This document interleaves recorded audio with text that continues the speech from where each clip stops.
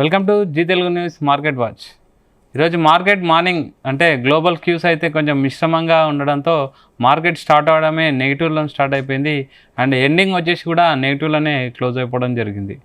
ఓవరాల్గా ఈరోజు మార్కెట్ చూసుకుంటే నిఫ్టీ వచ్చేసి ఈరోజు వీక్ క్లోజ్ అయిపోయింది. నిఫ్టీ వచ్చేసి చూసుకుంటే 42 పాయింట్లు మైనస్తోని క్లోజ్ అయిపోయింది. సెన్సెక్స్ వచ్చేసి ఒక 200 పాయింట్లు అయితే క్లోజ్ అవ్వడం జరిగింది. ఓవరాల్గా నిఫ్టీ 25,000 మార్క్ను అయితే నిలబెట్టుకుంది అండ్ సెన్సెక్స్ కూడా 82,000 మార్క్ను అయితే అలాగే నిలబెట్టుకుందని చెప్పాలి. ఈరోజు ముఖ్యంగా చూసుకుంటే సెక్టార్లు మ్యాక్సిమం అన్ని సెక్టార్లు కొన్ని సెక్టార్లు మైనస్లో ఉన్నాయి. మెయిన్గా చూసుకుంటే ఐటీ సెక్టార్ కొంచెం పుంజుకుందని చెప్పాలి. ముఖ్యంగా భారతీ ఎయిర్టెల్ అండ్ ఇన్ఫోసిస్ మార్కెట్ని అయితే బాగా డ్రాగ్ చేసినాయని చెప్పాలి. అండ్ మిగతా భారతీ ఎలక్ట్రానిక్స్ మార్కెట్ని అయితే కొంచెం పుష్ చేసినాయని చెప్పాలి. ఓవరాల్గా మార్కెట్ అయితే నెగిటివ్లోనే క్లోజ్ అయిపోయింది. ఈ వీక్ ఎండ్ అయిపోయింది. నెక్స్ట్ మండే రోజు మార్కెట్ ఎలా ఉండబోతున్నాయి మనతో మాట్లాడడానికి జీవి సత్యనారాయణ గారు స్టాక్ మార్కెట్ అనలిస్ట్ ఉన్నారు. Sir good evening. Sir good evening sir. ఈరోజు చూసుకుంటే నెగిటివ్లోనే క్లోజ్ అయిపోయింది. మిడ్ అండ్ స్మాల్ క్యాప్ మాత్రం ఇండెక్స్ మాత్రం కొంచెం పాజిటివ్గా క్లోజ్ అయిపోయింది. ఓవరాల్గా ఈరోజు మార్కెట్లో ఏం జరిగింది సార్ అంటే 2 రోజుల నుంచి విన్నింగ్ స్ట్రీక్లో ఉన్న మార్కెట్ అయితే నెగిటివ్లోకి క్లోజ్ అయిపోయింది. అంటే ఏం జరిగింది మార్కెట్లో ఈరోజు? ఏం లేదు, ఈరోజు వీకెండ్ ఫ్రైడే. నిన్న ట్రంప్ మన ఖతార్ వచ్చిండు, దాంతో మనకి సుంకాలు ఉండవు మన చర్చలు అనే ఉద్దేశంతో నిన్న మార్కెట్ బాగా పెరగడం జరిగింది. మళ్ళీ ఈరోజు ఏమైంది, మళ్ళీ మామూలు అంటే ఇవాళ గుడ్ న్యూస్ ఏంటిది అంటే ఎక్కడైతే డిఫెన్స్ రంగానికి ప్రాధాన్యత ఇవ్వడం జరిగింది. ఆపరేషన్ సింధూర్ తర్వాత భారత సైన్యానికి 50,000 కోట్ల రూపాయలని శాంక్షన్ చేయడం జరిగింది. అంటే ఏంది, అధునాతన వాయు రక్షణ వ్యవస్థతో కూడినటువంటి భారత సైన్యం ఏదైతే ఉందో శక్తివంతంగా ఉండాలి అనేది వాళ్ళ యొక్క అన్నమాట. దాంతో హైలైట్ చేసి 50,000 కోట్లు అనమాట. అంటే జనరల్గా మోడీ గారు ఎప్పుడైతే వచ్చిండ్రో అప్పటి నుంచి కూడా రక్షణ రంగానికి డిఫెన్స్కి కేటాయింపులు జరుగుతూనే వచ్చినాయి. అయితే ఈరోజు ఇంకొక 50,000 కోట్లు అయితే బడ్జెట్లో మన హైయెస్ట్ కేటాయించింది కూడా డిఫెన్స్ కోసానికే. ఈ రోజు మళ్ళీ ఒక 50,000 కోట్లు పెరిగే అవకాశం ఉంది అని చెప్పేసి చెప్పడం జరిగింది. అయితే దీంతో ఏంటంటే మొత్తం రక్షణ కోట్లకి ఇప్పుడు 7 లక్షల కోట్ల రూపాయలు అందే అవకాశాలు ఉన్నాయన్నమాట మొత్తం. అయితే మొన్న బడ్జెట్లో 2025-26 బడ్జెట్లో కూడా 6,81 లక్షల కోట్లు కేటాయించడం జరిగింది. పోయిన సంవత్సరం బడ్జెట్లో 6.22 లక్షల కోట్లు ఉండే, దాన్ని 9.2% పెరిగి 6.81, మళ్ళీ ఇప్పుడు 50,000 కోట్లు అనమాట. అంటే దీంతో ఏం జరుగుతుంది అంటే రక్షణ శాఖ మీద ఎక్కువ దృష్టిని పెట్టడం 2014 నుంచి కూడా ఇది జరుగుతూనే ఉంది. అప్పటి నుంచి కూడా అప్పుడు 2.29 లక్షల కోట్లు ఉన్నటువంటిది 2014-15 ఫైనాన్షియల్ ఇయర్లో ఇప్పుడుకి వచ్చేటప్పటికి 6.81 లక్షల కోట్లు మన బడ్జెట్లో కేటాయించడం జరిగింది. ఇప్పుడు మొత్తం కేటాయింపుల్లో 13% ఒక్క బడ్జెట్కే దీనికే ఉంది, రక్షణ శాఖకే. అయితే ఎప్పుడైతే ఈ ఏప్రిల్ 22వ తారీఖు నాడు పహల్గాం దాడి జరిగిందో అక్కడి నుంచి మన అంటే రక్షణ శాఖ మీద ఏదైతే ఉందో పాక్ ఆక్రమిత అంటే పహల్గాం గొడవ నుంచి ఈ ఉగ్రవాద శిబిరాలు ఇవన్నీ యుద్ధం నుంచి మనకి వాళ్ళు ఎక్కువ కేటాయింపులు జరగడం జరిగింది. అయితే మనది ఏదైతే ఉందో ఎక్కువ శాతం ఈ అధునాతన వాయు రక్షణ వ్యవస్థతో కూడినటువంటి మన భారత సైన్యం శక్తివంతమైందని సింధూరు హైలైట్ చేయడం జరిగిందని చెప్పడం జరిగింది.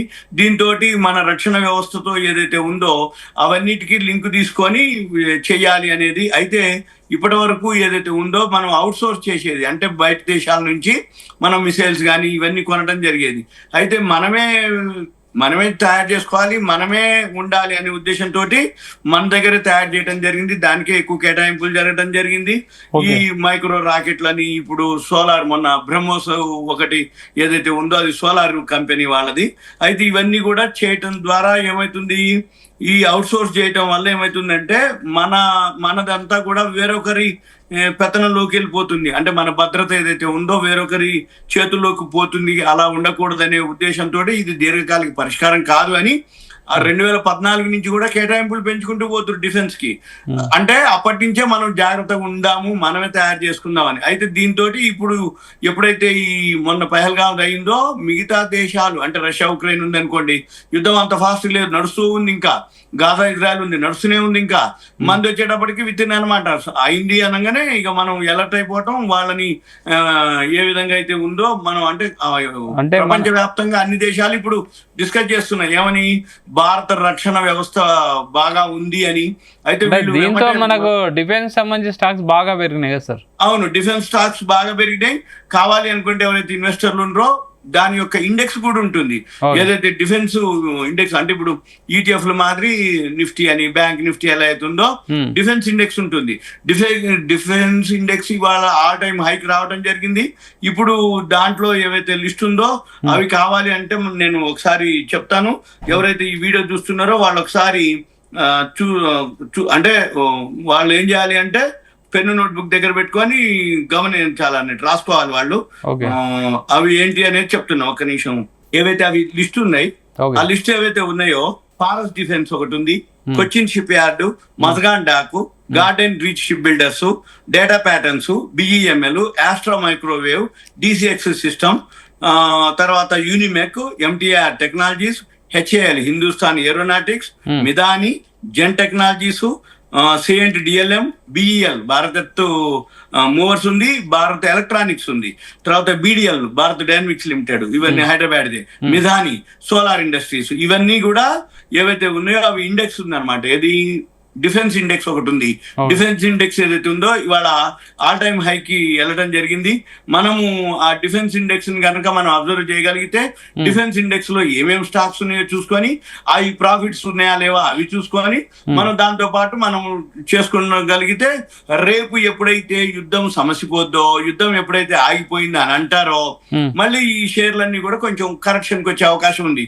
ఎందుకంటే ఇప్పుడు 50,000 కోట్ల రూపాయలు కేటాయించడం, రక్షణ శాఖ ఎవరు మాట్లాడినా కానీ ఇప్పుడు పెహల్గాము, మన పాకిస్తాన్ ఈ విషయంలోనే మాట్లాడుతున్నారు. కాబట్టి షేర్ మార్కెట్ లో ఎవరైతే ఉన్నారో వాళ్ళందరూ కూడా డిఫెన్స్ అంటున్నారు. కాబట్టి ఇవన్నీ ఆల్ టైమ్ హైకి పోవటం జరిగింది, న్యూ హైలోకి పోవటం జరిగింది.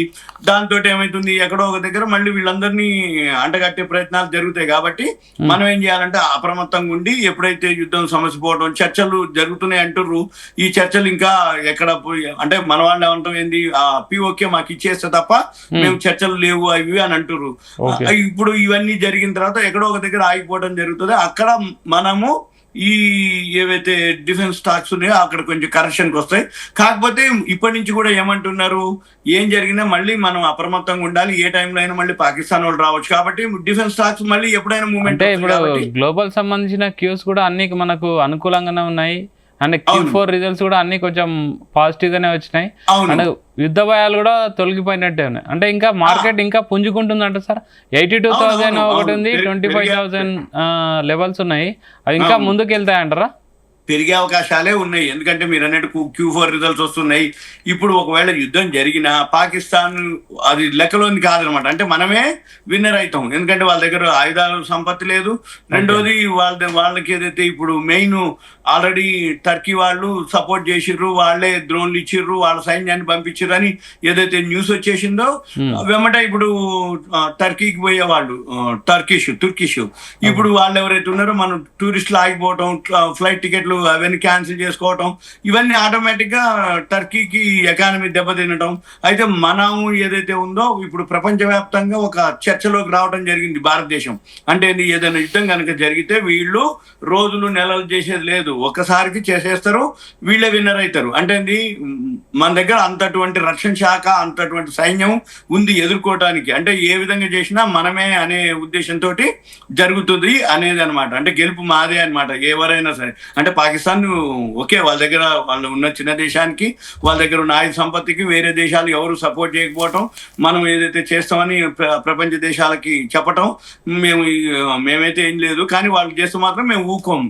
వాళ్ళు ఏం చేసినా ఈ రోజు మెయిన్ మార్కెట్ నెగిటివ్ పడిపోవడానికి కారణం ఏంటి సార్? అసలు ఏం లేదు, వీకెండ్ ప్రాఫిట్ బుకింగ్ అంతవరకే తప్ప ఏం లేదు. అన్ని సెక్టార్లు కొన్ని బాగానే ఉన్నాయి, మళ్ళీ బాగానే ఉంటుంది. ఎందుకంటే యూరోప్ మార్కెట్లు, ఏషియన్ మార్కెట్లు యుఎస్ మార్కెట్ లో అన్ని పాజిటివే. ఈ రోజు మంది కొంచెం ప్రాఫిట్ బుకింగ్ నిన్న ఎక్కువ పెరిగింది మంది, అందుకని వాళ్ళు కొంచెం ప్రాఫిట్ బుకింగ్ వీకెండ్ అంతే తప్ప మళ్ళీ మండే పాజిటివ్ నే ఉండే అవకాశాలే ఉన్నాయి. ఎందుకంటే ఇప్పుడు ఏం లేవు మీరు అన్నట్టు అంటే వేరే విధంగా ఎటువంటి నెగిటివ్ లేవు అటువంటి, కాబట్టి మార్కెట్ సజావుగానే జరుగుతూనే ఉంటది. ఏదైనా ఉంటే రిజల్ట్స్ బట్టి. కమ్యూనిటీ మార్కెట్ ఎలా ఉంటుంది? కమోడిటీస్ వచ్చి గోల్డ్ ఫాల్.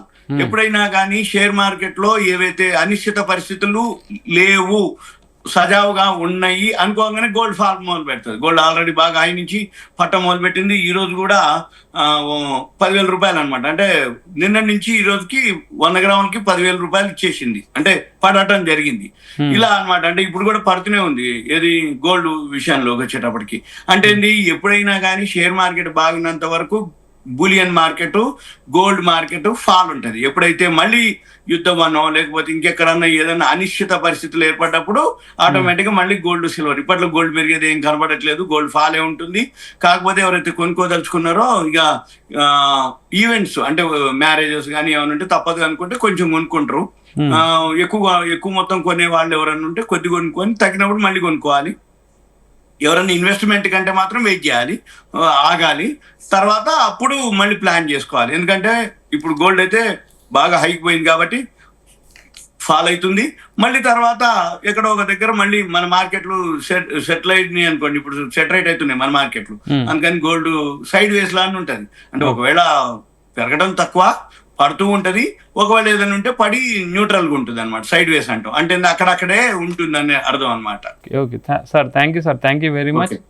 సో ఓవరాల్గా మార్కెట్ అయితే మంచి పాజిటివ్ మోడ్లోనే ఉంది. మండే కూడా మార్కెట్ మ్యాక్సిమం అయితే పాజిటివ్గానే క్లోజ్ అవుతుండొచ్చు. మ్యాక్సిమం మనకు గ్లోబల్ క్యూస్ కానీ లోకల్ క్యూస్ కానీ అన్నీ కూడా పాజిటివ్గానే ఉన్నాయి, నెగిటివ్ అయితే ఏం లేదని అయితే జీవి సత్యనారాయణ గారు ఎక్స్ప్లెయిన్ చేస్తున్నారు. Keep watching Zee Telugu news.